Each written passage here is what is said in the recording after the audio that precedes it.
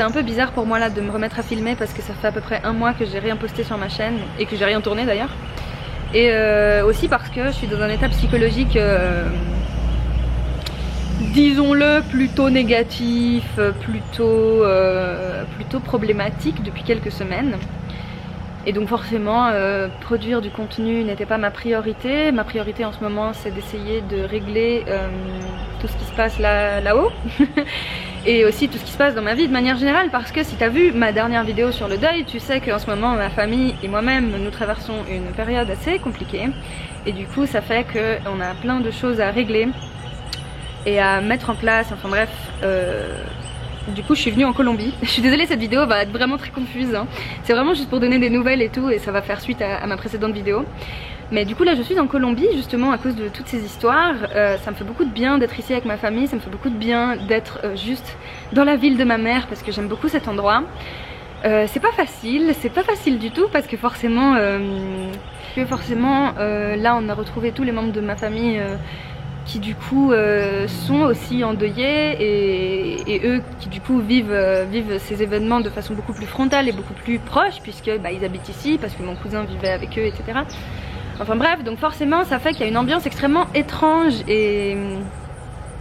Ouais, c'est étrange, le mot c'est étrange, c'est que j'ai l'impression d'être dans un rêve, j'ai l'impression que ce qui se passe... Je sais pas, j'ai l'impression que je suis pas vraiment présente dans ce qui se passe, j'ai l'impression que... Ouais, tout est flou, tout est bizarre, je sais pas comment expliquer ça, mais bref, tout ça pour dire que je suis là et que je pense que ça va me faire du bien. Mais qu'avant d'arriver ici, il s'est passé vraiment plein de trucs et justement je voulais t'expliquer dans les grandes lignes un peu tout ce qui s'est passé puisque je vais faire des vidéos plus approfondies sur différents points là que je vais énoncer et qui pour moi me paraissent très importants. Alors premier truc dont je voulais parler, c'est que au mois de novembre, donc avant l'assassinat de mon cousin, j'ai rechuté, j'ai refumé du cannabis et pas qu'un peu, ça a duré 2 mois. Je vais en reparler du coup dans un épisode de la série Storywana dédié à ce sujet. Et puis du coup déjà à ce moment là ça commençait à re-aller pas très bien, mais c'était pas non plus critique quoi, j'avais l'impression que voilà, c'était pas bien grave. Et ensuite il y a eu du coup l'assassinat de mon cousin, puis il y a eu mes examens.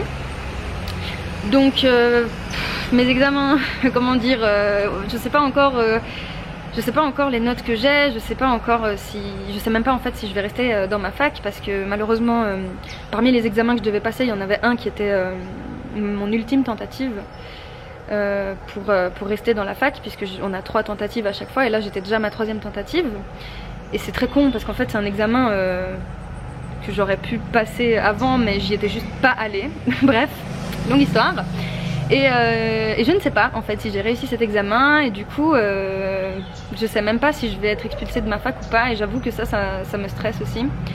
Mais au vu des circonstances actuelles des choses, il y a peut-être moyen que si je me fais expulser, que j'écrive une lettre et puis que je fasse opposition tout simplement en expliquant que mon état psychique était est toujours fortement altéré, que j'aurais dû demander de l'aide, j'aurais dû aller demander un certificat médical, j'aurais dû juste ne pas faire cette session d'examen et moi j'ai tenu à la faire alors que justement j'avais recommencé à fumer et que je ressentais à nouveau mon anxiété repartir x 10 000. Et je l'ai pas fait, je suis pas allée demander de certificat médical et j'aurais dû parce que c'était une catastrophe quoi, genre vraiment j'ai fait n'importe quoi, j'ai révisé n'importe comment, bon bref. C'est pas grave, j'assume, je sais que j'aurais pu agir autrement, je ne l'ai pas fait et voilà. Peu importe le résultat de toute cette merde, je sais que je finirai par trouver une solution parce que c'est miraculeux mais j'arrive quand même à garder espoir en ma capacité à trouver des solutions et franchement vu comment je me sens actuellement, je suis surprise de constater ça.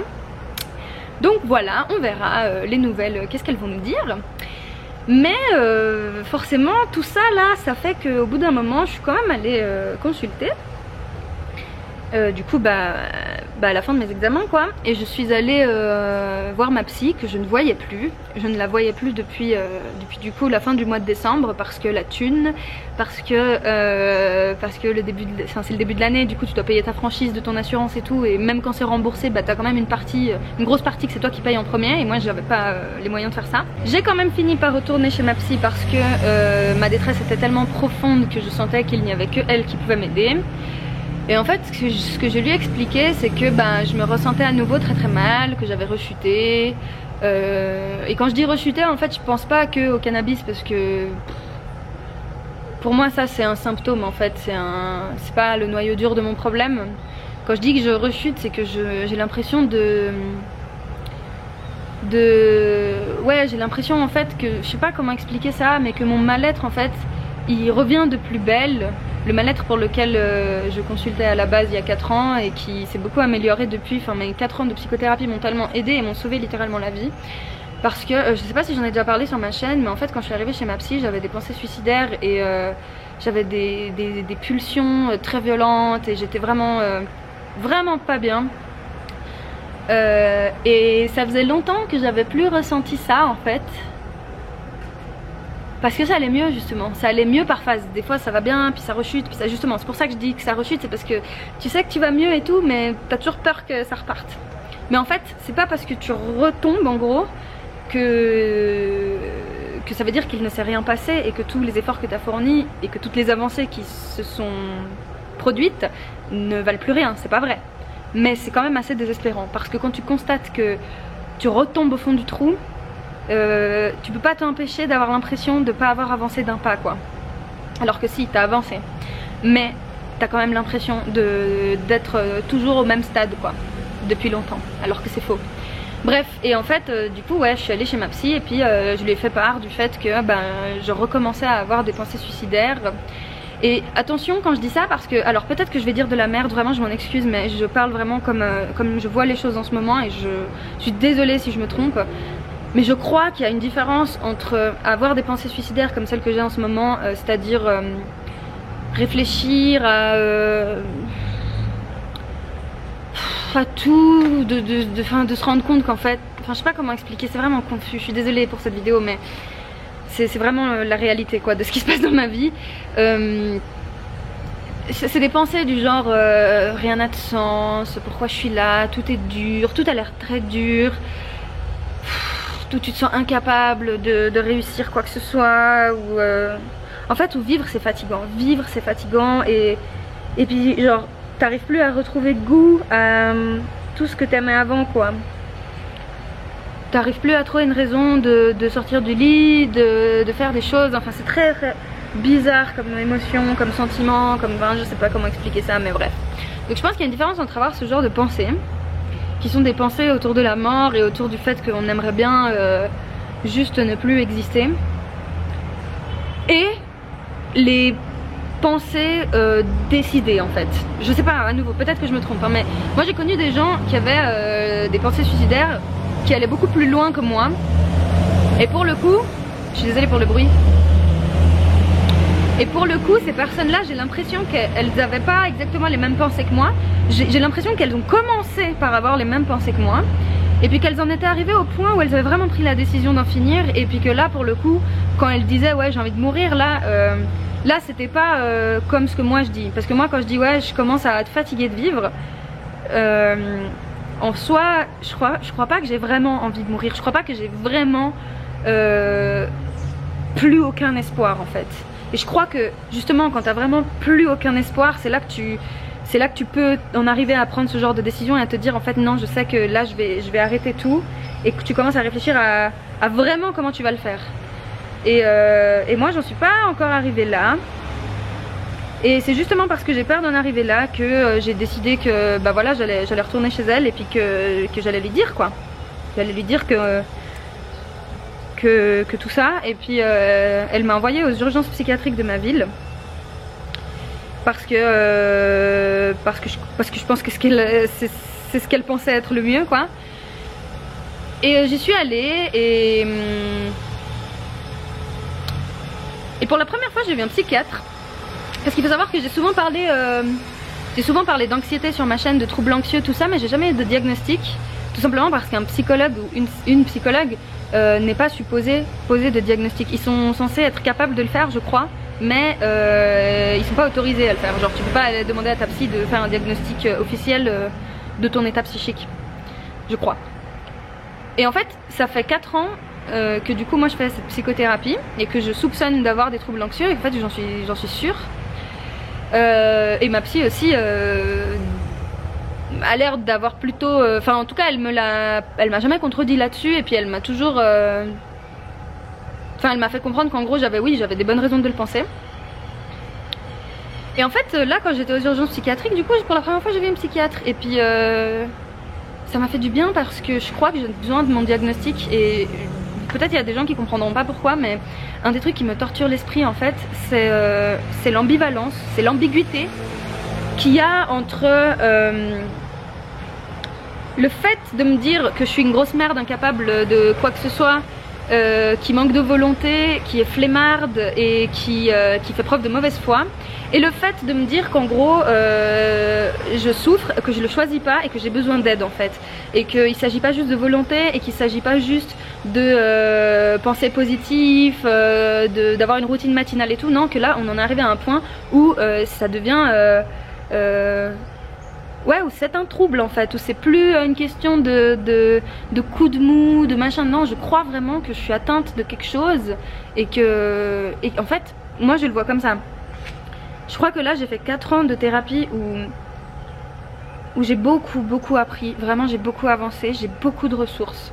Et la psychiatre me l'a dit, elle m'a dit vous êtes une personne très réflexive, elle m'a dit vous savez très bien ce que vous vivez, vous êtes très au clair sur ce que vous ressentez et ça, c'est pas très commun. Parce qu'elle m'a dit la plupart des patients qui viennent aux urgences, ils ont pas forcément, ils sont pas toujours aussi clairs sur leur situation que moi.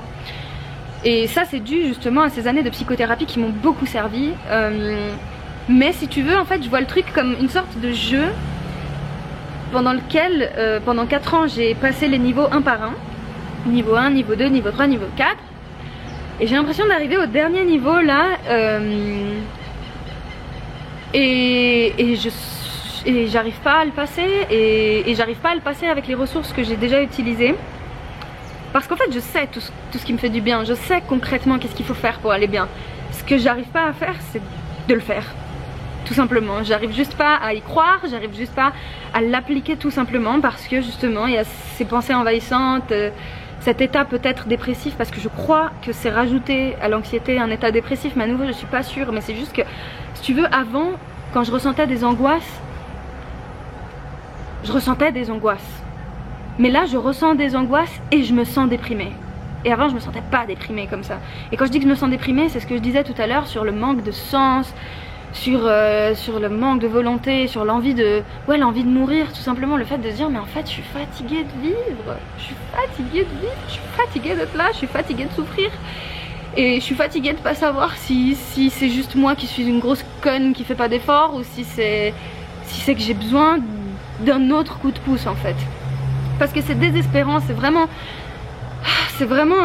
dur en fait de constater qu'après autant d'années de thérapie, qu'après autant d'efforts, qu'après autant d'avancées, et ben on se rechute comme ça et qu'on ait l'impression en fait de ne plus rien savoir.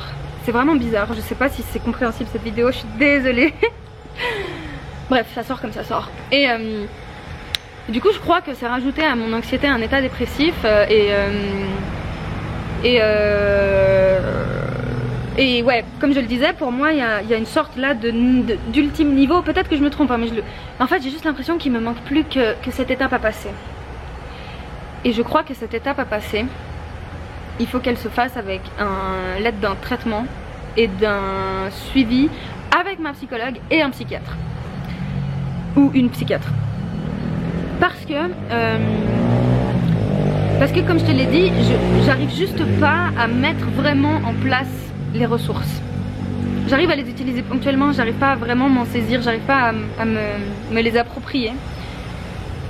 Et j'ai toujours de la difficulté, putain, ça fait 4 ans que je galère en fait, ça fait 4 ans que j'avance et malgré tout ça, je me sens comme je me sens maintenant et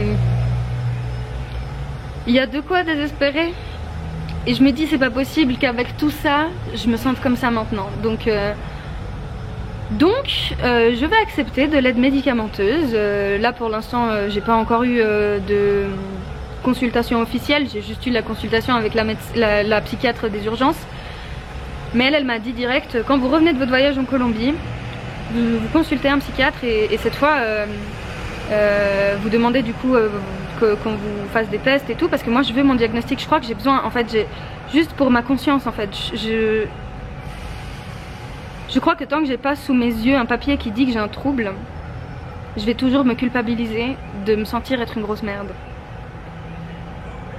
Et en fait c'est pas parce que je cherche une excuse avec un diag, hein, c'est juste que ça va m'enlever un poids. Et en fait je crois que plus c'est précis, plus on me dit précisément de quoi je souffre, plus ce sera simple de le régler ce problème. Et du coup je vais en parler dans une prochaine vidéo, parce que moi pendant longtemps j'étais j'y connaissais rien à tout ça, et puis j'étais sûre que les médocs c'était de la connerie, et puis qu'il suffisait de faire preuve de bonne volonté pour combattre les difficultés de l'esprit. Et là j'ai lâché prise. Là j'accepte que visiblement tout ce que j'ai fait jusqu'à maintenant c'est pas totalement suffisant. C'est très bien mais ça suffit pas, et du coup pour moi je vois ce futur, cette future thérapie et ce futur traitement, potentiel traitement, hein. Peut-être qu'on va pas m'en donner, mais d'après ce que m'a dit ma psy et d'après ce que m'a dit la dame aux urgences, la psychiatre, ça paraît assez évident d'après elle, hein. Genre les deux m'ont dit, enfin ok là c'est bon, on va t'administrer quelque chose et puis tu verras, ça va marcher. Et donc à mon avis on va me donner un traitement, et pour moi c'est clairement une béquille, dans le sens où je crois que j'en ai besoin juste pour gagner un peu en paix, en énergie et en capacité, tout simplement, parce que j'aimerais pouvoir utiliser mes ressources, j'aimerais pouvoir appliquer tout ce que j'ai appris depuis ces années, et j'aimerais juste avoir l'espace de cerveau pour le faire. Et en fait tout ce mal-être m'empêche de le faire, et je crois qu'un traitement m'aidera à me libérer de l'espace et à me donner justement ce petit élan, ce petit ultime élan, ce petit coup de pouce qui va me permettre une bonne fois pour toutes, je l'espère, de guérir, si tant est qu'on peut guérir de tout ça.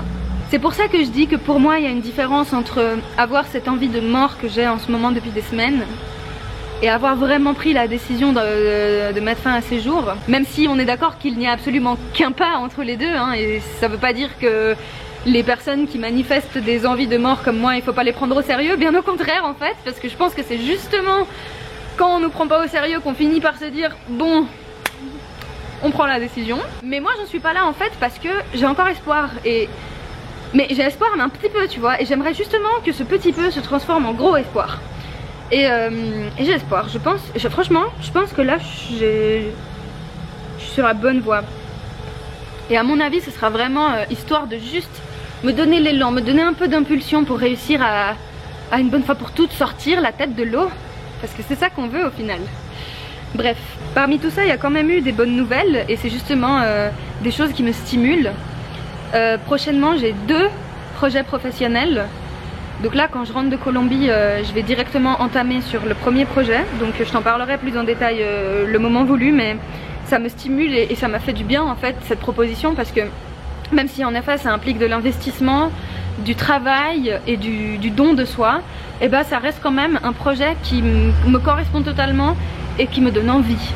Donc voilà, pour moi il n'y a pas photo, c'est largement suffisant pour que je le fasse. Et ensuite après j'enchaîne directement avec autre chose. Et voilà, donc là j'ai un peu ces 2 objectifs en tête, j'ai envie que ça se passe bien, j'ai envie de les réussir. Et voilà, donc tout n'est pas perdu, hein. J'ai pas envie de faire peur à des gens avec cette vidéo, bien au contraire. J'aimerais justement que s'il y a des gens qui se sentent pareil, que peut-être ça leur redonne un petit coup de boost, je sais pas. Mais voilà moi où j'en suis. Et c'est tout. Je sais pas comment finir cette vidéo, je sais pas si j'ai oublié de dire certaines choses, mais dans tous les cas j'ai hâte de recommencer là à faire mes vidéos. J'ai déjà préparé là plusieurs contenus pour tout le mois qui vient, donc j'espère que... Enfin, j'ai pas encore filmé et tout, mais les idées sont là et l'envie est revenue, même si le mal-être est toujours présent. Mais ça, on en reparlera bien dans de prochaines vidéos. Je veux vraiment m'attarder sur la santé mentale et sur les difficultés de l'esprit, tout ça. Parce que je pense que c'est important de casser certains clichés qu'on a autour de tous ces trucs, parce que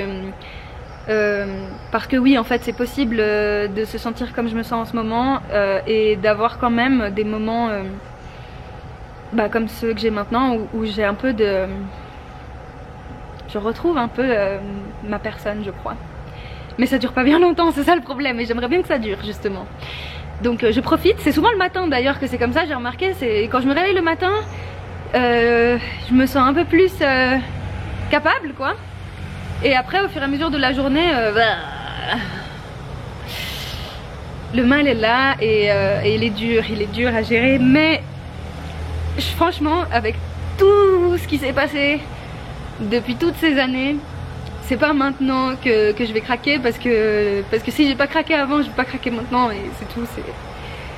C'est ça qui me fait tenir, c'est que je me dis, t'es passé par des périodes tellement plus dures et tellement pires que celles que tu vis maintenant, que ce serait une trahison à ta personne, ce serait une trahison à toi, adolescente, que de laisser tomber. J'ai hâte du coup de commencer ces projets, de les partager, de commencer cette nouvelle psychothérapie, ce traitement. J'espère vraiment, mais vraiment que ça va marcher, et je veux y croire, je veux aller bien. J'aimerais vraiment m'en sortir, et j'aimerais vraiment que tu t'en sortes si tu te sens comme moi, et que tu te sentes libre de parler dans les commentaires de tout ce que tu ressens vis-à-vis de cette vidéo. Et voilà. Enfin bref, voilà, je te souhaite vraiment tout ce qu'il y a de mieux, et je t'invite à t'exprimer si tu ressens le besoin de le faire. J'espère que les prochaines vidéos que je posterai vont être parlantes, en tout cas vont servir, vont être utiles. On verra. Mais voilà, moi je vais retourner avec ma famille, profiter des gens tant qu'ils sont vivants, et voilà, essayer de remplir les journées d'amour et d'empathie et de paix, parce que c'est tout ce que je veux là, c'est de la paix. Voilà, prends grand soin de toi et n'oublie jamais que je t'aime vraiment très très fort.